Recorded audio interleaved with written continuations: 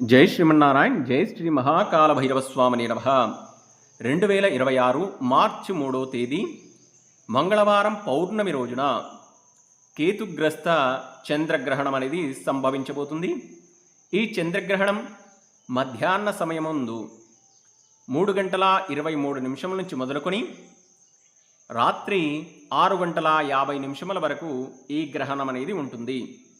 ఇక గ్రహణ కాల పూర్తి వివరాల్లోకి వెళ్తే, సూర్యమాన సిద్ధాంతాన్ని అనుసరించి ముక్తేశ్వర సిద్ధాంతి పంచాంగమును అనుసరించి ఈ గ్రహణ కాల నిర్ణయాన్ని తెలియజేయడం జరుగుతుంది.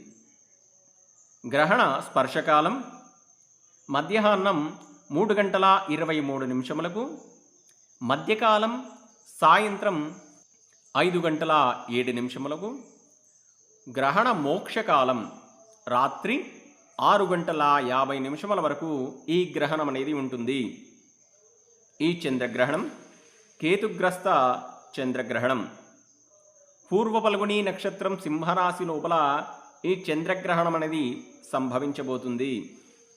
ఇక గ్రహణ గోచార విషయాల్లోకి వెళ్తే, గ్రహణ గోచారాన్ని అనుసరించి మిథున రాశి, తులారాశి, వృశ్చిక రాశి, మీనరాశి ఈ రాశుల వారిలో ఎవరైతే జన్మించారో వీరందరికీ కూడా ఈ గ్రహణము చక్కటి సత్ఫలితాలను అందించబోతుంది. వీరికి ఎలాంటి పరిహార నియమాలు అవసరము లేదు.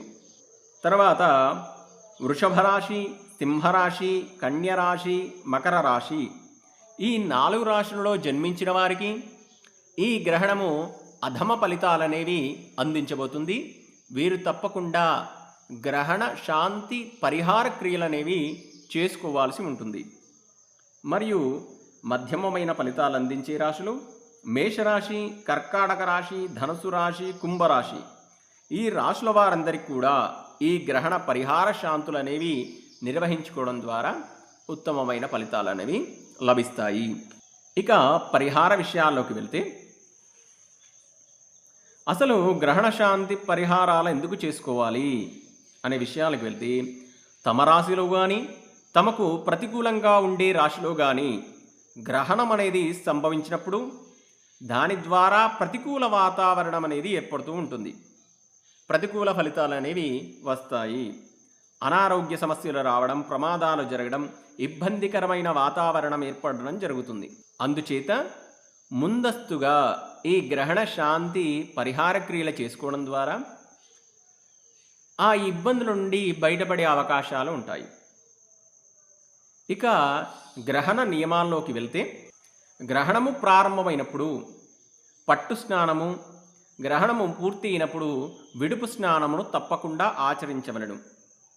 ఒకవేళ మాకు పట్టు సమయం నందున, గ్రహణ పట్టు సమయం నందున మాకు వెసులుబాటుగా లేదు, స్నానమును ఆచరించడానికి వీరలేదు అని అన్నప్పుడు తప్పకుండా విడుపు స్నానమును మాత్రం ఖచ్చితంగా ఆచరించవలెను. మరియు ఆహార విషయాల్లోకి వెళ్తే, ఉదయం 11 గంటల లోపే భోజనాది కార్యక్రమాలన్నీ కూడా ముగించుకోవాల్సి వస్తుంది. ఇక 5 సంవత్సరాల లోపు ఉన్నటువంటి పిల్లలందరికీ కూడా ఎలాంటి నియమాలనేవి వర్తించవు. మరియు అనారోగ్య సమస్యలతో ఉన్నవారు, వృద్ధాప్యంలో ఉన్నవారు వీరందరూ,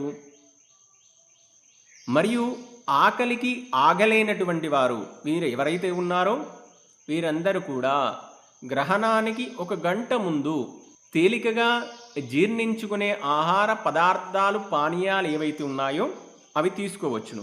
ఇక గ్రహణ సమయంలో నిద్రపోకుండా చక్కగా పట్టు స్నానమును, విడుపు స్నానమును ఆచరించి దైవనామస్మరణ చేసుకోవడం ద్వారా దేవత యొక్క అనుగ్రహాలనేవి శీఘ్రంగా లభిస్తాయి. ఇక గర్భిణీ స్త్రీలు గ్రహణ వీక్షణ అంటే గ్రహణాన్ని చూడకపోవడం చాలా ఉత్తమం. మరియు ఆ గ్రహణ సమయంలో నిద్రించకుండా ఉండి చక్కని విషయాలను మాట్లాడుతూ మరియు విశ్రాంతి తీసుకుంటూ ఉండాలి.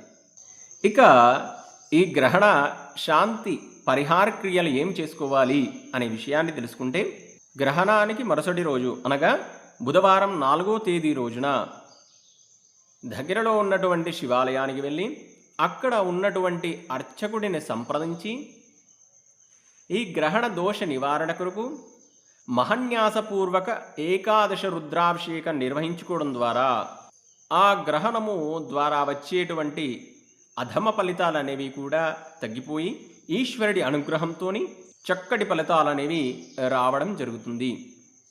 అందరికీ ఇక అర్థమైందని భావిస్తూ జై శ్రీమన్నారాయణ, జై శ్రీ మహాకాల భైరవ స్వామిని నమః.